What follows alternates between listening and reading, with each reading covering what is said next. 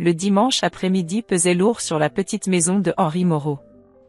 Clara serrait la main de sa fille Emma, 6 ans, en franchissant le seuil familier qui lui semblait désormais si étroit. À 28 ans, elle portait encore les traces de fatigue d'une semaine passée à nettoyer les demeures luxueuses de Lyon, mais elle avait voulu faire plaisir à sa mère en rendant cette visite.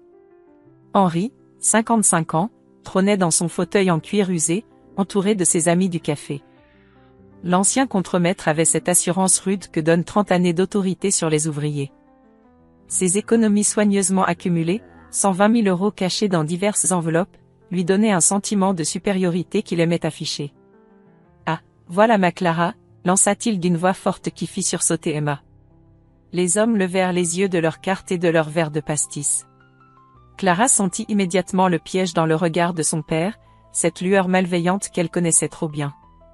Elle qui avait étudié l'économie à l'université, qui comprenait les marchés financiers mieux que beaucoup d'hommes de cette pièce, se retrouvait réduite à son travail actuel par une simple calomnie d'une collègue jalouse.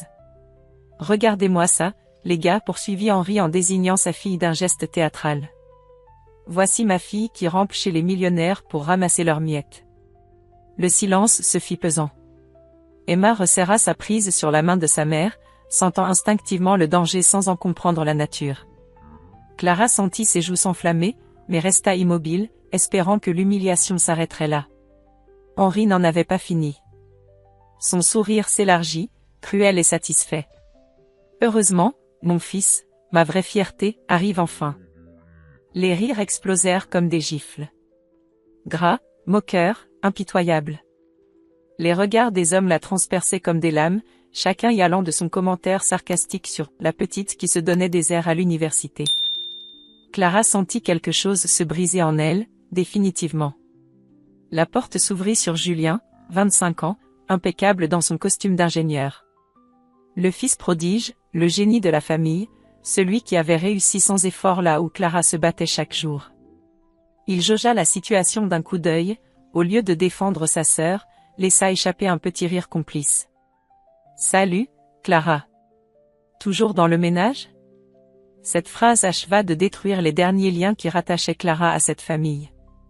Elle baissa les yeux vers Emma, qui la regardait avec cette confiance absolue que seuls les enfants peuvent avoir. Dans ce regard innocent, Clara puisa une force qu'elle ne soupçonnait pas. Sans un mot, sans un regard pour ces hommes qui riaient encore, elle prit la main de sa fille et se dirigea vers la porte. Chaque pas résonnait comme une décision irrévocable.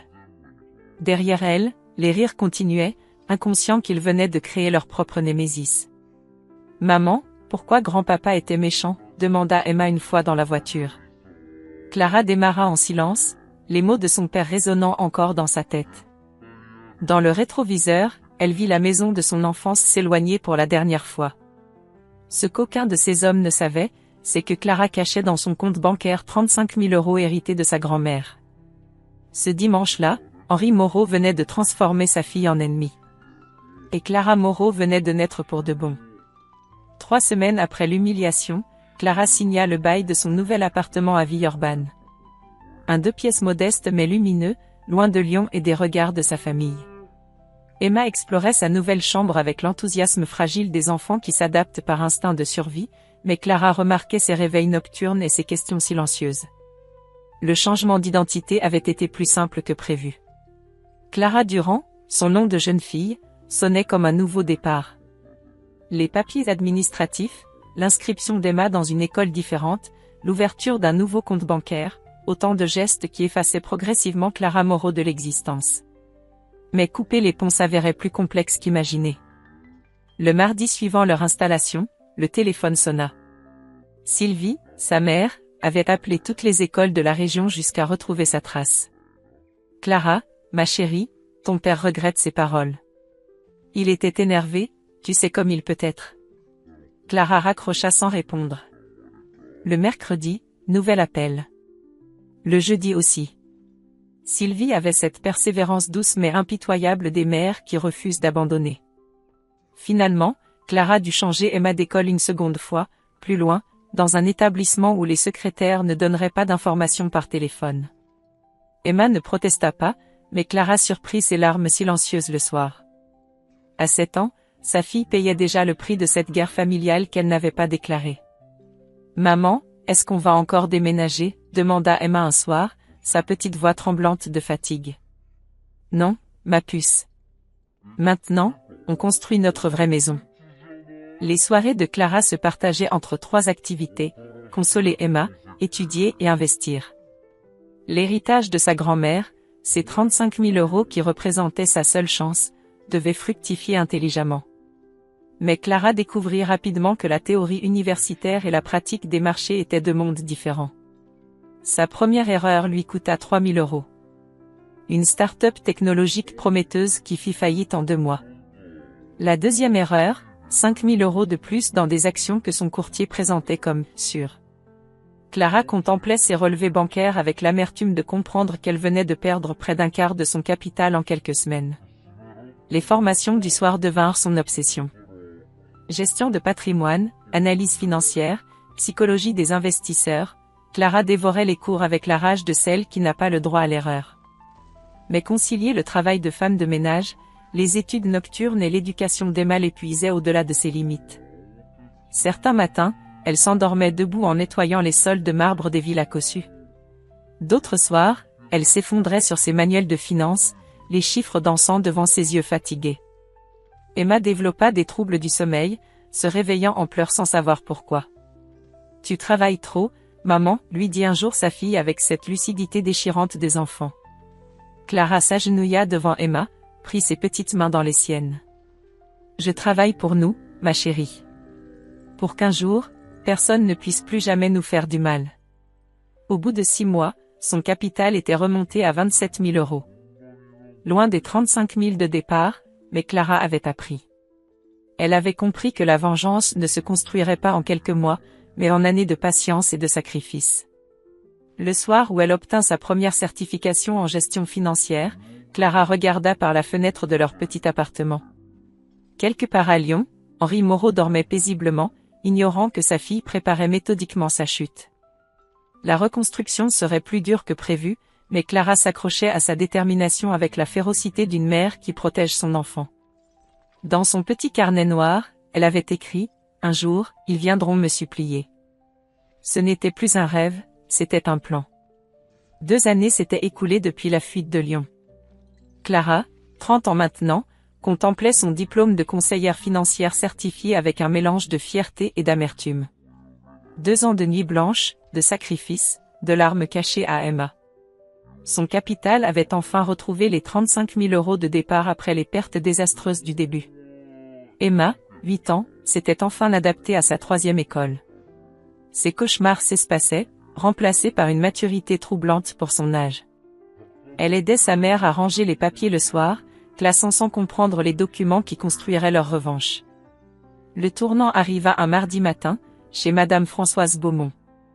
Cette veuve de 70 ans, ancienne institutrice devenue riche par héritage, possédait une villa cossue à Villeurbanne et un portefeuille d'investissement mal géré. Clara nettoyait son bureau quand elle remarqua les relevés bancaires étalés sur la table. Les chiffres lui sautèrent aux yeux immédiatement. Madame Beaumont perdait de l'argent chaque mois avec des placements inadaptés à son profil. Sa conseillère actuelle, visiblement incompétente, la faisait investir dans des produits à haut risque totalement inappropriés pour une retraitée. Madame Beaumont, dit Clara en posant son chiffon, pardonnez-moi, mais je ne peux pas m'empêcher de remarquer que vos investissements ne sont pas optimisés. La vieille dame leva des yeux surpris. Une femme de ménage qui parlait finance ? Clara sortit de son sac sa certification fraîchement obtenue. Je suis Clara Durand, conseillère financière certifiée. Je travaille le jour pour arrondir mes fins de mois, mais j'aimerais vous proposer une seconde opinion sur votre portefeuille. Madame Beaumont examina le diplôme avec attention.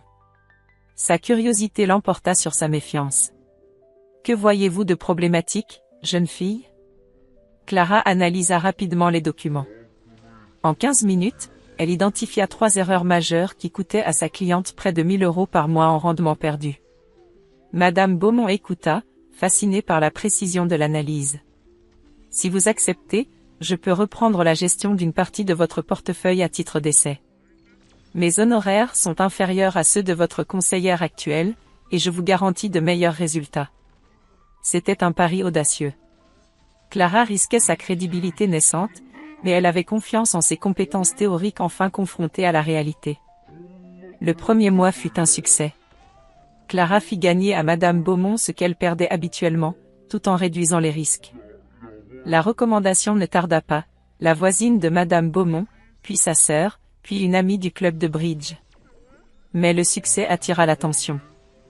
Monsieur Girard, le concurrent local que Clara supplantait peu à peu, commença à répandre des rumeurs. Une femme de ménage qui se prend pour une financière, ricanait-il. Attention à vos économies, mesdames. Certaines clientes potentielles firent marche arrière. Clara perdit 2 contrats importants à cause de ces médisances. L'humiliation la ramena à ses premiers jours à Villeurbanne, mais cette fois, elle ne plia pas. Le coup de massue arriva un samedi après-midi, au supermarché. Clara poussait son caddie dans l'allée des surgelés quand elle aperçut une silhouette familière.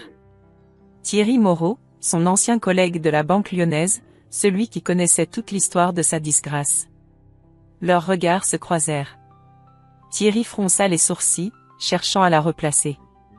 Clara abandonna son caddie et fila vers la sortie, le cœur battant.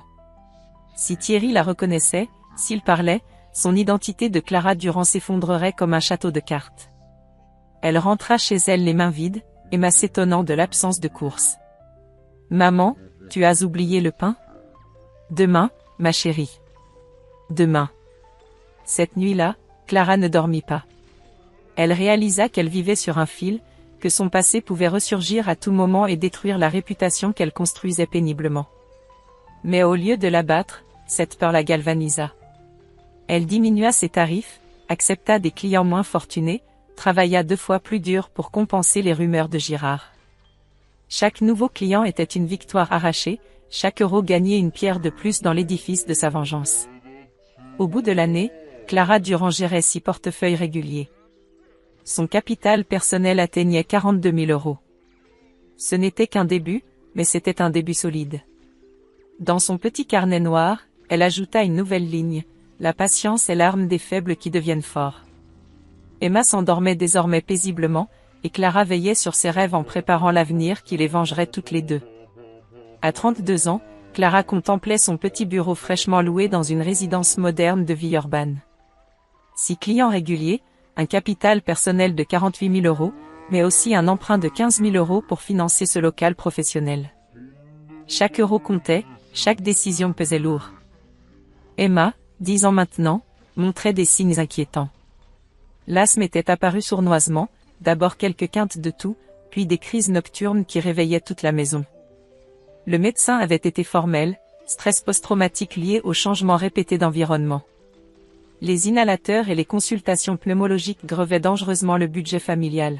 « Maman, je peux pas respirer », gémissait Emma certains soirs, sa petite poitrine se soulevant difficilement.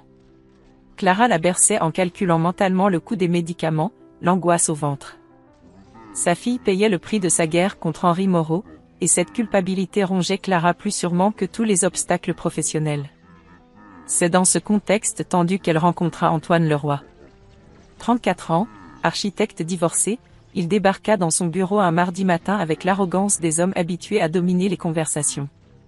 Sa situation financière était catastrophique, un divorce coûteux, des investissements immobiliers ratés, des dettes qui s'accumulaient.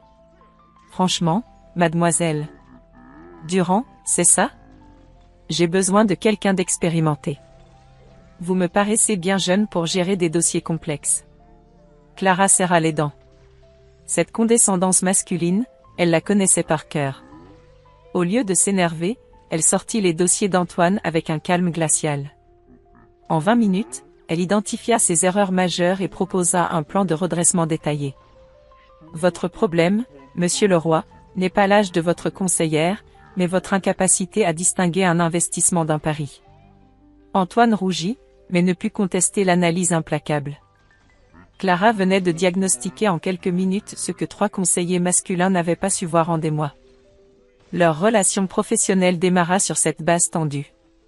Antoine suivait scrupuleusement les conseils de Clara tout en multipliant les remarques désobligeantes sur son manque d'expérience.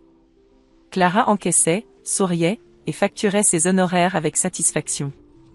Chaque client difficile était une victoire sur son passé de femme humiliée. Paradoxalement, c'est cette tension qui créa une forme de respect mutuel. Antoine admirait malgré lui la compétence de Clara, tandis qu'elle appréciait son intelligence une fois son ego masculin mis de côté.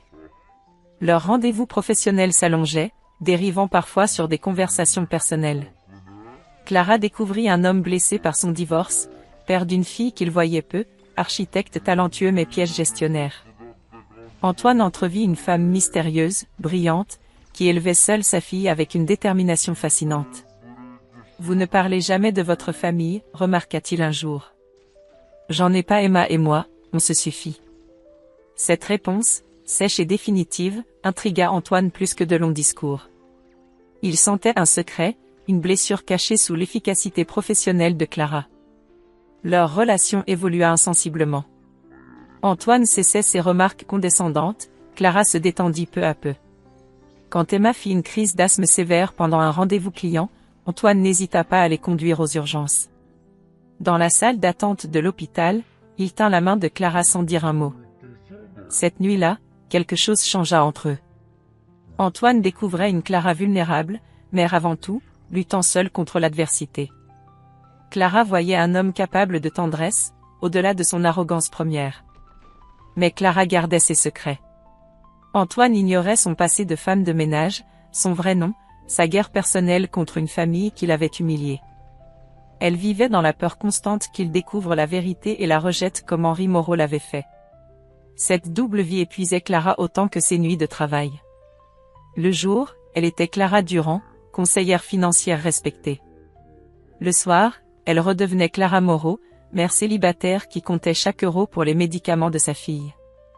À la fin de cette année-là, son cabinet comptait 8 clients réguliers et son capital personnel atteignait 55 000 euros. Mais Clara payait le prix de cette réussite, Emma toujours malade, une relation amoureuse bâtie sur des mensonges, et cette solitude profonde de celle qui ne peut partager ses vraies batailles. Dans son carnet noir, elle écrivit « Le succès se construit sur des fondations fragiles. Attention à l'effondrement ». Elle ne savait pas encore à quel point cette phrase serait prophétique. 3 années s'étaient écoulées depuis la rencontre avec Antoine. Clara, 35 ans, dirigeait maintenant un cabinet respectable avec 10 clients fortunés et 2 employés à temps partiel. Son capital personnel atteignait 65 000 euros, mais cette réussite dissimulait des fissures profondes. Emma, 13 ans, avait développé cette curiosité impitoyable des adolescentes. L'asthme s'était stabilisé, remplacé par une intelligence acérée qui posait des questions de plus en plus gênantes sur leur passé familial.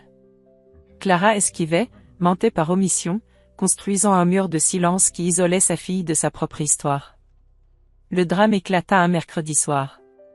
Emma cherchait des documents pour un projet scolaire sur l'évolution professionnelle des femmes, quand elle tomba sur une vieille boîte cachée au fond du placard maternel. À l'intérieur, des fiches de paie jaunies portant la mention « Entreprise de nettoyage éclat, femme de ménage ». « Maman, c'est quoi ça ?» Clara sentit son sang se glacer.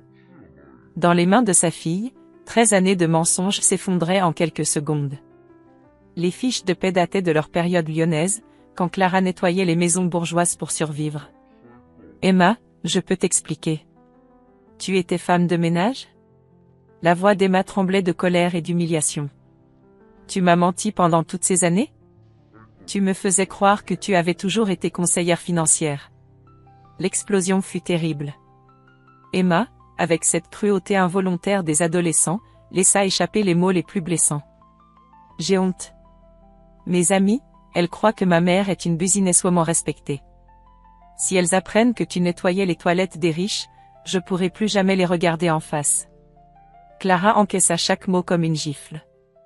Sa propre fille reproduisait l'humiliation que Henri Moreau lui avait infligée 13 ans plus tôt. Le travail honnête devenait source de honte, l'effort de survie se transformait en déshonneur. La crise avec Emma couvait encore quand la seconde bombe explosa. Antoine découvrit la vérité de manière stupide et cruelle, comme le fait souvent le destin. Il accompagnait un client fortuné, Monsieur Dubois, pour une visite de chantier quand celui-ci mentionna sa formidable conseillère financière de Villeurbanne. Clara Durand, vous la connaissez peut-être? Une femme remarquable, très compétente. Antoine sourit, fière de partager cette référence commune. Bien sûr, c'est ma compagne. Excellente professionnelle. Le regard de Dubois changea, perplexe. Votre compagne? Mais, Clara Durand m'a dit qu'elle était célibataire. D'ailleurs, j'ignorais qu'elle avait une vie privée. Elle est d'une discrétion totale sur sa situation personnelle. Le malentendu aurait pu s'arrêter là, mais Dubois continua, innocemment destructeur. Au fait, comment elle concilie sa vie de couple avec ses horaires? Parce qu'elle travaille tard, cette femme. L'autre soir, je l'ai appelée à 22 heures pour une urgence, elle était encore au bureau.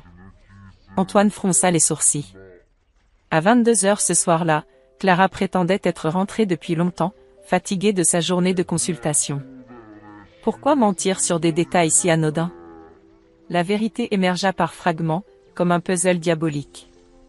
Antoine découvrit que Clara Durand, conseillère financière, et Clara, sa compagne mystérieuse, étaient bien la même personne, mais qu'elle lui cachait sa vie professionnelle avec la même obstination qu'elle cachait sa vie privée à ses clients. La confrontation eut lieu dans le bureau de Clara, un vendredi soir.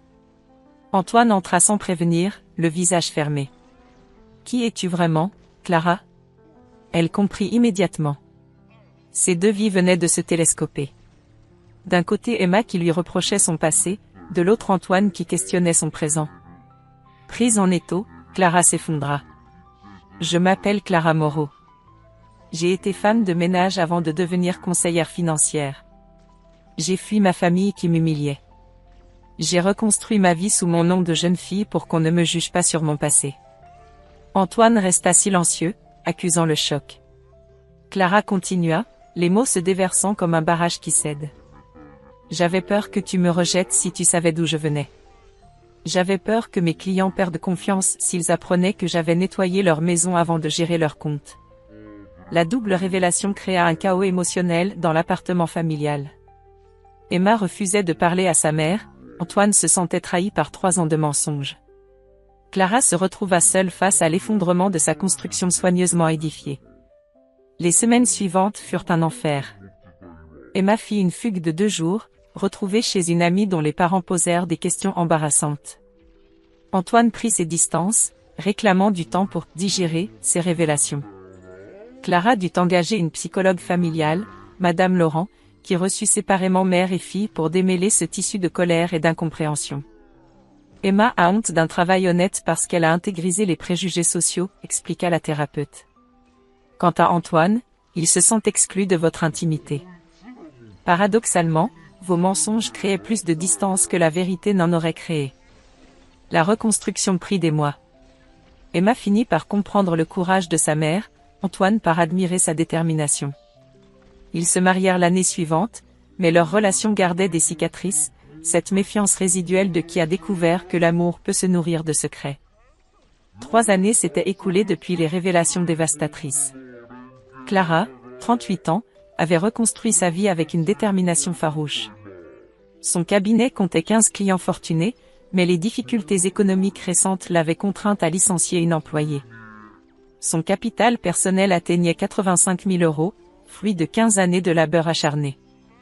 Emma, 16 ans maintenant, brillait au lycée. Les cicatrices de l'adolescence s'estompaient, remplacées par une maturité précoce et une fierté retrouvée pour sa mère. Mais cette curiosité qui l'avait menée aux révélations passées persistait, canalisée vers des projets scolaires de plus en plus fouillés. Le projet de généalogie imposé par son professeur d'histoire aurait dû rester anodin. Emma, méthodique comme sa mère, avait entrepris de reconstituer l'arbre familial des Moreau. Les pages blanches en ligne, ces annuaires numériques que Clara croyait obsolètes, révélèrent une information troublante. Henri Moreau, 65 ans, habitait toujours Lyon à la même adresse. « Maman, pourquoi tu m'as dit que grand-papa était mort ?» Clara faillit lâcher sa tasse de café. 13 ans de mensonges par omission s'effondraient face à la perspicacité technologique de sa fille. « Je n'ai jamais dit qu'il était mort, Emma. J'ai dit qu'il n'existait plus pour nous. C'est pas pareil. Il est mon grand-père. J'ai le droit de savoir pourquoi tu l'as rayé de notre vie. » L'ultimatum tomba avec la fermeté des 16 ans, soit Clara racontait toute la vérité sur leur rupture familiale, soit Emma contacterait elle-même Henri Moreau. Face à cette détermination qui lui rappelait douloureusement la sienne, Clara capitula et révéla l'humiliation originelle qui avait déclenché leur fuite. Emma écouta le récit avec une colère grandissante, non contre sa mère cette fois, mais contre ce grand-père qui avait brisé sa famille par orgueil et méchanceté. C'est dans ce contexte de vérité retrouvée que le téléphone sonna, un jeudi soir de novembre. Clara décrocha machinalement, s'attendant à un client tardif. Une voix qu'elle n'avait pas entendue depuis 13 ans résonna dans le combiné. Brisée, suppliante, méconnaissable. « Clara, ma fille, j'ai besoin de toi. » Henri Moreau. L'homme qui l'avait humiliée devant ses amis, qui avait ri de sa détresse, qui l'avait poussée à l'exil, implorait maintenant son aide. Clara sentit ses jambes se dérober. « Comment tu as eu mon numéro ? » Tout s'effondre, Clara. Je suis ruinée. Ta mère est malade. Julien nous a tous entraînés dans sa chute. La voix d'Henri se brisa. L'ancien contremaître arrogant laissait place à un vieil homme désespéré. Qu'est-ce que tu veux ? Clara luttait pour garder un ton neutre, mais sa main tremblait sur le combiné. Henri raconta alors sa déchéance. Julien, l'ingénieur prodige, avait investi toutes les économies familiales dans des start-ups technologiques promises à un avenir radieux. 120 000 €, le fruit de 30 années d'économie méticuleuse d'Henri, avait disparu en quelques mois dans la faillite en cascade de ses entreprises fantômes. Pire encore, Henri avait hypothéqué sa maison pour couvrir les dettes de son fils, génial. La banque réclamait maintenant 80 000 €, menaçant de saisie immobilière. Sylvie, rongée par l'angoisse et la culpabilité, avait développé une dépression sévère nécessitant des soins psychiatriques coûteux. « Comment tu as su que j'avais réussi ?» demanda Clara, soupçonnant un piège. « Mon voisin, Monsieur Bertrand. Son fils travaille dans la finance à Villeurbanne. Il a reconnu le nom de Clara Durand comme étant une excellente conseillère financière. Quand il a mentionné que tu avais une fille de 16 ans, j'ai compris. » L'ironie était cruelle. Henri découvrait le succès de sa fille par le hasard d'une conversation de voisinage, 13 ans après l'avoir chassée de sa vie. « Tu es notre seul espoir, Clara. Je sais que je n'ai pas le droit de te demander ça après ce que j'ai dit. Mais tu as toujours été la plus intelligente de nous tous. Tu es la seule assez forte pour nous sauver. » Ces mots, la plus intelligente, assez forte, Clara les avait attendus toute sa vie. Mais entendus dans la bouche d'un Henri vaincu, ils sonnaient comme une victoire amère. Emma, qui avait suivi la conversation, regardait sa mère avec des yeux brillants d'émotion. Pour la première fois, elle mesurait pleinement l'ampleur du sacrifice maternel et l'injustice de l'humiliation passée. « Qu'est-ce que tu vas faire, maman ?»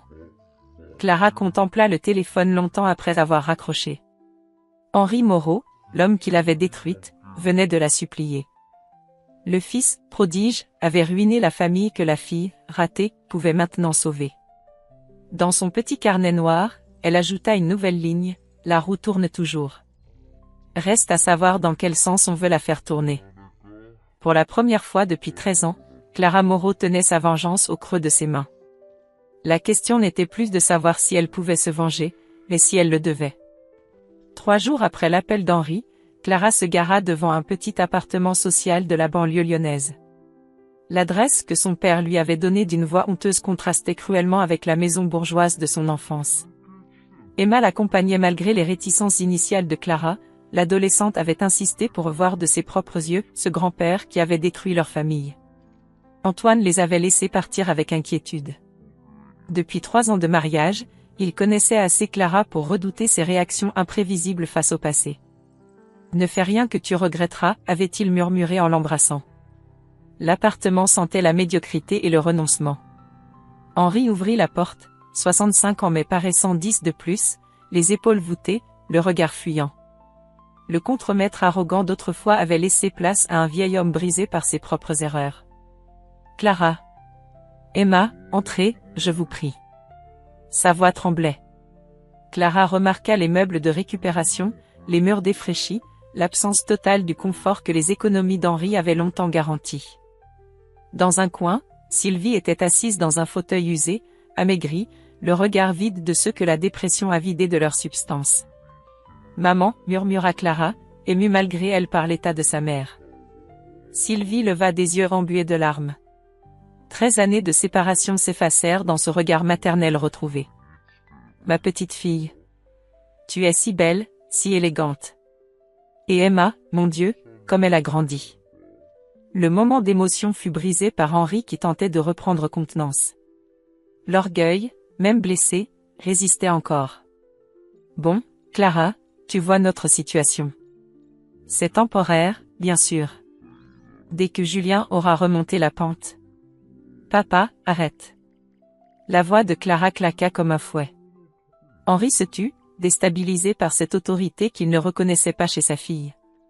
Tu m'as fait venir pour que je vous aide, pas pour que tu me racontes des histoires.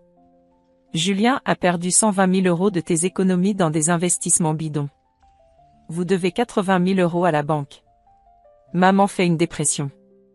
C'est ça, la réalité. Henri rougit, tenté de se rebeller contre cette analyse brutale. Mais Emma se leva soudain de sa chaise, ses 16 ans vibrant d'une colère longtemps contenue. Grand-papa, tu as fait pleurer maman pendant des années. Tu l'as humiliée devant tes amis parce qu'elle travaillait honnêtement pour m'élever. Maintenant, tu viens pleurer parce que ton fils, parfait, a tout gâché? La voix d'Emma monta, accusatrice et implacable. Maman a construit un cabinet financier, elle a des clients qui lui font confiance, elle a réussi toute seule. Pendant ce temps, ton génie de fils vous ruinait. Alors maintenant, tu vas la supplier, c'est ça? Henri s'effondra. Face à cette adolescente qui lui renvoyait sa propre cruauté passée, devant Clara qui le regardait avec cette froideur qu'il avait semée 13 ans plus tôt, l'ancien contremaître admit enfin ses torts. J'ai eu tort, Emma. J'ai eu tort avec ta mère. Les larmes coulaient sur ses joues creusées. Clara observait cette déchéance avec des sentiments mélangés, satisfaction de voir l'orgueil paternel enfin brisé, mais aussi pitié pour ce vieil homme qui payait si cher ses erreurs de jugement. Ce jour-là, quand j'ai dit ces mots terribles, je savais qu'ils étaient injustes. Ta mère a toujours été plus intelligente que Julien et moi réunis. Mais j'avais peur de l'admettre. Peur qu'elle me dépasse. Cette confession arracha un sanglot à Sylvie. Clara resta de marbre, même si quelque chose en elle commençait à se fissurer. J'étais jaloux de ton intelligence, Clara. Jaloux et lâche. Alors j'ai préféré t'humilier plutôt que de reconnaître que ma fille était exceptionnelle. Le silence pesait lourd dans le petit appartement. Emma regardait sa mère, attendant sa réaction. Clara réfléchissait, calculait, pesait le pour et le contre avec cette lucidité froide qui avait fait son succès professionnel. Je peux vous aider, dit-elle finalement. Mais à mes conditions. Henri redressa la tête, espoir et crainte mêlées. D'abord, tu suis une thérapie familiale avec un psychologue. Tu apprends à reconnaître tes erreurs et à les assumer vraiment, pas juste quand ça t'arrange. Henri hocha la tête précipitamment. Ensuite, Julien établit un plan de remboursement supervisé par moi. Chaque euro qu'il gagne, je contrôle comment il le dépense jusqu'à ce qu'il ait remboursé sa dette envers vous. Et enfin, Clara se leva, dominant la pièce de sa prestance retrouvée, vous respectez mes limites. Je déciderai quand et comment nous reconstruisons notre relation. Plus jamais vous ne me dicterez ma conduite. Henri acquiesça, humble comme il ne l'avait jamais été. Je paierai les 80 000 € pour sauver votre maison. Maman aura les meilleurs soins psychiatriques. Mais en échange, vous admettez publiquement que vous vous êtes trompé sur moi. Emma sourit pour la première fois depuis leur arrivée. Sa mère venait de transformer l'humiliation passée en victoire présente, avec une élégance qui forçait le respect. En sortant de l'appartement, Clara serra Emma contre elle. « Tu es fière de moi, ma chérie ?»« Très fière, maman. Tu es la plus forte de tous. » Clara sourit. Ces mots dans la bouche de sa fille valaient toutes les vengeances du monde. 2 ans s'étaient écoulés depuis la confrontation dans l'appartement social. Clara, 40 ans, dirigeait maintenant un cabinet consolidé avec 18 clients stables et un capital personnel de 95 000 €. La grande villa qu'elle partageait avec Antoine à Villeurbanne témoignait d'une réussite enfin assumée. Ce samedi de juin, elle préparait la réception pour les 18 ans d'Emma avec une émotion particulière. Sa fille venait d'obtenir son baccalauréat avec mention très bien et s'apprêtait à entrer en médecine. L'enfant de 6 ans qui avait fui Lyon dans les larmes était devenue une jeune femme brillante et équilibrée. La thérapie familiale avait porté ses fruits, lentement mais sûrement. Henri, 67 ans, avait appris à dompter son orgueil chronique, même s'il rechutait parfois dans ses anciens travers. Il habitait maintenant un appartement confortable financé par Clara et avait trouvé un équilibre fragile entre reconnaissance et dignité. Sylvie avait émergé de sa dépression, aidée par les meilleurs psychiatres que l'argent de Clara pouvait offrir. Elle restait fragile, évitant soigneusement les sujets qui réveillaient les vieilles blessures, mais elle avait retrouvé cette douceur maternelle qui avait manqué à Clara pendant tant d'années. Julien remboursait scrupuleusement sa dette selon le plan établi par sa sœur. Leur relation demeurait froide, professionnelle, marquée par une méfiance réciproque qui ne s'effacerait probablement jamais. Mais il assumait ses erreurs et reconstruisait lentement sa vie sous la supervision bienveillante mais ferme de Clara. La réception battait son plein dans le jardin illuminé de la villa. 60 invités s'étaient rassemblés, la famille recomposée, les amis du lycée d'Emma, les collègues d'Antoine, quelques clients devenus proches de Clara. L'ancienne femme de ménage de Lyon recevait dans sa propre demeure, maîtresse des lieux et de son destin. Emma rayonnait dans sa robe blanche, entourée de ses amis qui l'admiraient pour cette mère exceptionnelle qui avait bâti un empire financier à partir de rien. L'histoire de Clara était devenue légendaire dans leur cercle, la femme qui avait transformé l'humiliation en triomphe. Henri se tenait légèrement à l'écart, encore mal à l'aise dans ce monde de réussite que sa fille avait créé sans lui. À 67 ans, il peinait à trouver sa place dans cette nouvelle hiérarchie familiale où Clara occupait naturellement le sommet. Le moment solennel arriva quand Clara frappa son verre pour réclamer l'attention générale. Un silence respectueux s'installa dans le jardin parfumé. Mes chers amis, nous célébrons aujourd'hui les 18 ans d'Emma, mais aussi beaucoup plus que cela. Clara regarda sa fille avec une tendresse infinie. Emma, tu es ma plus grande réussite. Pas mon cabinet, pas mes investissements, pas cette maison. Toi. Ta intelligence, ta générosité, ta capacité à pardonner sans oublier. L'assemblée applaudit chaleureusement. Emma essuya discrètement une larme d'émotion. Clara prit une inspiration profonde et se tourna vers Henri. Papa, approche-toi. Henri s'avança, les jambes tremblantes, sous les regards curieux des invités. Clara lui tendit le micro d'une main ferme. Il y a 15 ans, tu m'as dit des mots qui ont failli me détruire. Aujourd'hui, je veux que tu dises à tous ces gens qui je suis vraiment. Henri prit le micro avec des mains qui tremblaient. L'homme qui avait autrefois humilié sa fille devant ses amis se trouvait maintenant dans la position inverse, devoir la célébrer devant les siens. Ma fille Clara. Sa voix se brisa légèrement. Ma fille Clara m'a sauvée malgré mes fautes impardonnables. Il leva les yeux vers l'assemblée attentive. Je l'ai jugée, méprisée, humiliée quand elle traversait la période la plus difficile de sa vie. Je me suis trompé sur elle comme je me suis trompé sur beaucoup de choses. Henri regarda Clara droit dans les yeux. Clara est ma fierté. Elle l'a toujours été, même si j'ai mis bien trop longtemps et causé trop de douleur pour l'admettre. Elle a construit cette réussite avec sa seule intelligence et sa détermination. Elle nous a tous sauvés par sa grandeur d'âme. L'assemblée applaudit longuement. Henri rendit le micro à Clara et s'éloigna discrètement, épuisé par cet aveu public qui scellait définitivement leur réconciliation imparfaite. Emma s'approcha de sa mère et la serra dans ses bras. « Maman, tu es la plus forte de toutes les femmes que je connais. » Antoine posa sa main sur l'épaule de sa femme. Depuis 6 ans de vie commune, il n'avait jamais cessé d'admirer cette capacité qu'avait Clara de transformer les épreuves en victoire. Plus tard dans la soirée, quand les derniers invités furent partis, Clara se retrouva seule dans son bureau.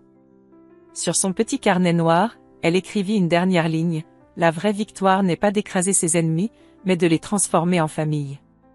Elle referma le carnet et regarda par la fenêtre.